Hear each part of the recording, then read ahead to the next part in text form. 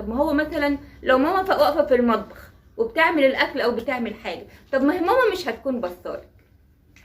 ما هي عشان هي سامعاني وبترد عليا ومهتمية، مش لازم يكون بصالي. هي يعني ممكن اكون بصالي بس انا مش مهتمة انت بتقولي ايه ودماغي في حتة تانية خالص.